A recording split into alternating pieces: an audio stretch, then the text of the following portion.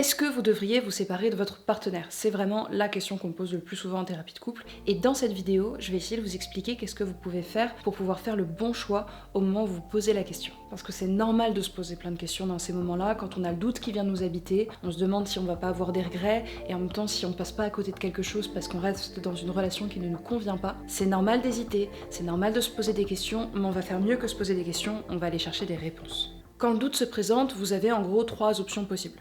Vous avez l'option « je me barre », j'arrête tout, je quitte ma femme, je quitte mon mari, je lâche l'affaire, j'arrête de me battre et puis je vais reconstruire quelque chose d'autre ailleurs pour refaire ma vie. Vous avez l'option « je reste », j'ai envie de faire en sorte que ça se passe le mieux possible, je préfère essayer de retrouver ce qu'on avait pu avoir avant, je préfère préserver la famille, je préfère faire en sorte que mon couple retrouve sa santé et donc du coup je décide que je donne tout et que je reste. La troisième option c'est « j'attends ». Techniquement, je ne vais pas passer beaucoup de temps sur celle-là parce que c'est la mauvaise option. C'est celle qu'on a tous tendance à prendre quand on a du mal à se décider et quand on a un peu envie de laisser les choses décider pour nous. Spoiler, ça marche pas très bien. C'est souvent l'option que choisissent les gens quand ils ont rencontré quelqu'un et qu'ils se demandent s'ils devraient partir pour cette personne-là ou rester avec leur partenaire. Très souvent, je dirais 95% du temps, les gens disent qu'ils préfèrent attendre et derrière, ils perdent les 2 personnes. Donc c'est jamais une bonne option d'attendre. Plutôt que d'attendre, du coup, comme c'est une très mauvaise manière de gérer les choses, on va agir. Mais vous en faites pas, agir ça veut pas dire allez, je me précipite sur la première décision, je prends la décision du cœur et j'y vais, et tant pis. Non, parce que ça demande vraiment beaucoup de courage. Et si vous vous posez plein de questions, c'est pas sûr que vous soyez en capacité de faire ce genre de décision. Et souvent, les décisions précipitées comme ça, on finit par les regretter, même quand c'est la bonne décision, parce que simplement, vu que vous n'avez pas eu le temps de peser le pour et le contre, vous n'êtes pas tranquille avec la décision que vous avez prise. Ce que j'entends par agir dans ce cas-là, donc c'est pas se précipiter sur prendre une décision, c'est aller récolter des informations. Ces informations-là que vous allez récolter, elles vont vous permettre de prendre une meilleure décision. Une bonne décision, c'est une décision que vous avez prise consciemment sur la base d'informations réelles, pas sur la base d'un fantasme, d'un imaginaire, de vos craintes, de vos doutes, non. Une bonne décision, d'abord on regarde ce qui se passe et on se dit « Ok, au vu de tout ça, c'est ça que je préfère et j'assume les risques que ça comporte ». Et ce que j'ai tendance à conseiller dans ces cas-là, c'est de d'abord vérifier les informations du côté où vous restez. Parce que tester d'abord qu'est-ce qui se passe si je pars, c'est un peu difficile de faire machine arrière et de rétro-pédaler. Par contre, de d'abord prendre soin de qu'est-ce qui se passe si je reste et que je donne tout et que ça se passe bien, ça c'est plus facile à prendre en premier. En plus de ça, ça va vous apporter beaucoup d'avantages et si vous restez, et si finalement vous décidez de partir. Pourquoi ? Parce que si vous faites ce qu'il faut pour rester et pour que ça se passe bien, et que ça se passe bien, excellente nouvelle, finalement vous pouvez rester, c'est quand même vachement plus pratique de rester avec son partenaire pour tout un tas de raisons logistiques, et tant mieux si la flamme se ravive, si les besoins que vous aviez ont enfin une réponse, donc tant mieux si ça fait ça. Si jamais ça fait pas ça, qu'il n'y a pas la bonne surprise et que finalement vous donnez tout, vous faites tout ce qu'il faut pour que ça se passe bien, et vous vous rendez compte que ça ne se passe pas bien. Là vous avez aussi une très bonne information. Si ça se passe pas bien, même quand vous faites tout ce qu'il faut pour que ça se passe bien, c'est que ça peut pas bien se passer en fait, parce que vous êtes 2 dans une relation, si vous donnez le meilleur de vous-même et que ça ne fonctionne pas, ça ne fonctionne pas. Ce sera donc beaucoup plus facile de lâcher l'affaire, beaucoup plus facile de décider de partir, parce que vous vous serez dit, j'ai fait ce que j'ai pu, j'ai vraiment tout donné, j'ai mis ma part, et on se prend un petit peu un mur de réalité qui nous dit que ça n'est pas possible, mais c'est plus facile de faire face à ça, et de se dire, ok, c'est que vraiment ça se pouvait pas, plutôt que de faire face à des regrets, à partir et à se dire après, mais peut-être que si j'avais fait ça, peut-être que si on avait essayé plus longtemps, peut-être que si j'avais fait cet effort-là qu'on m'avait demandé, là, les regrets, ils vont vraiment vous pourrir la vie. Donc pour éviter les regrets, pour éviter de partir dans ces conditions-là, on fait ce qu'il faut, si ça marche pas, on arrivera à lâcher beaucoup plus facilement. Ce que ça va éviter aussi, de d'abord commencer par aller récolter ces informations-là et d'essayer de tout faire pour voir qu'est-ce qui se passe si je fais un maximum les choses bien, c'est que avec votre partenaire, si jamais vous décidez de vous séparer à la suite parce que c'est pas satisfaisant l'essai que vous faites, et dans ce cas-là, il y aura beaucoup moins de ressentiment entre vous,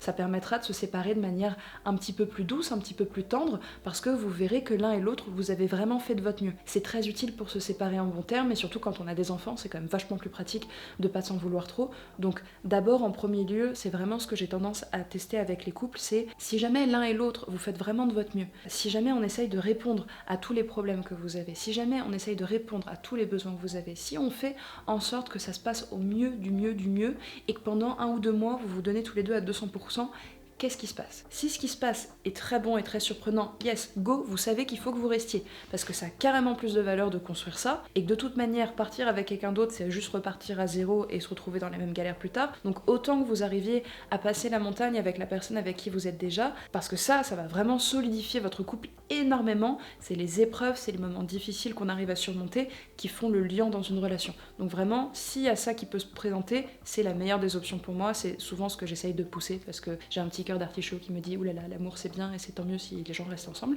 Maintenant, si jamais finalement ça ne se peut pas, les gens ont vraiment essayé, ils ont vraiment donné le maximum, ils ont vraiment tout fait, et il y a juste un constat d'échec ensemble à se dire c'est pas possible en fait, on a tout essayé et juste ça marche pas, mais je t'en veux pas parce que je vois que t'as fait tout ce que tu pouvais, ça me soulage de voir que tu prenais vraiment au sérieux mes besoins et que t'as vraiment essayé, je suis déçue mais je comprends. Et dans cette attitude-là, c'est quand même vachement plus facile de bien s'entendre, de gérer des questions logistiques, parce qu'on a moins les émotions en vrac. Et ça peut permettre de prendre le temps de se séparer doucement, de se mettre d'accord sur plein de choses. Et surtout quand ça fait des années et des années que vous êtes ensemble, il y a besoin d'un petit temps tampon pour réussir à vraiment complètement couper le cordon avant de pouvoir, par exemple, recommencer quelque chose d'autre. Donc autant que ça se fasse sereinement. Et pour que ça se fasse sereinement, il faut qu'il y ait le moins de casseroles possible. Donc c'est toujours utile d'abord d'essayer d'assainir votre relation en premier lieu. Donc il y a plein de manières pour essayer d'améliorer la relation et d'essayer de faire en sorte que tout marche.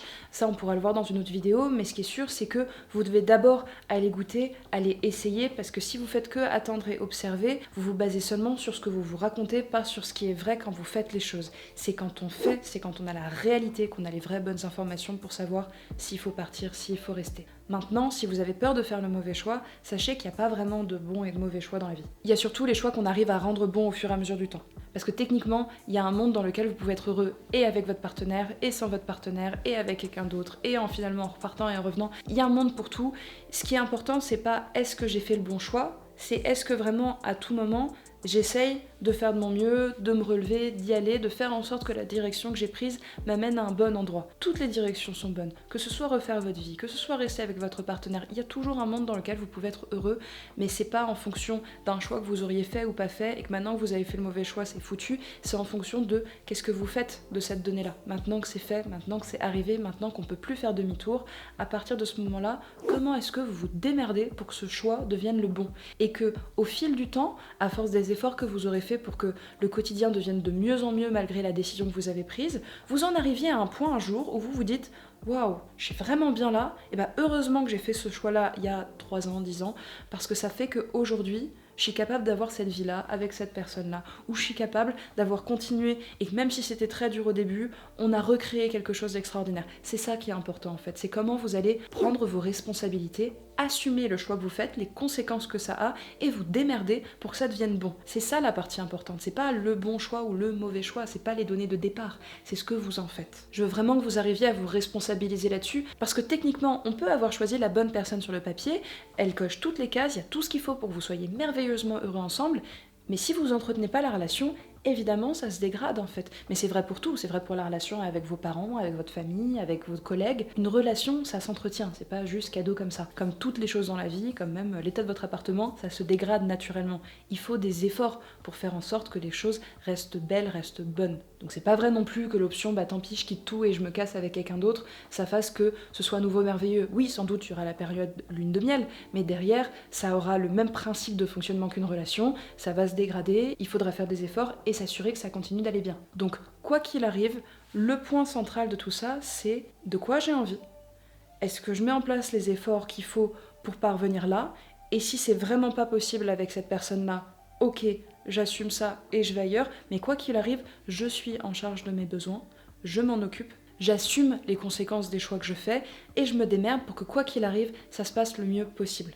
Comme ça, vous sortez de la position de passivité, de doute, qui est très anxiogène et qui fait que même quand on fait les bons choix, on a l'impression de faire les mauvais parce qu'on se pose trop de questions. À la place, vous arrivez dans une position vachement plus active, vous vous y collez et vous vous débrouillez pour que ce soit le bon choix et vous êtes super fiers à la fin parce que c'est grâce à vous que ça se passe bien. C'est parce que vous avez fait les efforts, parce que vous êtes investi et ça, c'est la meilleure des solutions. Si vous avez envie d'aller un petit peu plus dans le détail de comment est-ce qu'on peut améliorer au maximum la relation avant de savoir s'il faut partir ou pas, n'hésitez pas à me le mettre dans les commentaires, comme ça je saurai qu'il faut que je vise des vidéos un petit peu plus là-dessus. Et si vous avez envie de vous mettre au travail avec votre partenaire pour améliorer votre relation, je peux vous proposer la formation en ligne Arrêtez de vous engueuler, qui permet justement de faire un petit tour de qu'est-ce qui va pas, et comment est-ce qu'on améliore les choses pour en arriver au point où soit on se rend compte qu'on est vraiment mieux dans la relation, on a envie de rester, soit on se dit que ça vaut plus la peine et que même en faisant ces efforts-là, ça suffit pas, donc on peut se quitter avec le moins de ressentiment possible. En attendant, je vous remercie d'avoir regardé cette vidéo jusqu'au bout et puis je vous dis à tantôt pour la prochaine.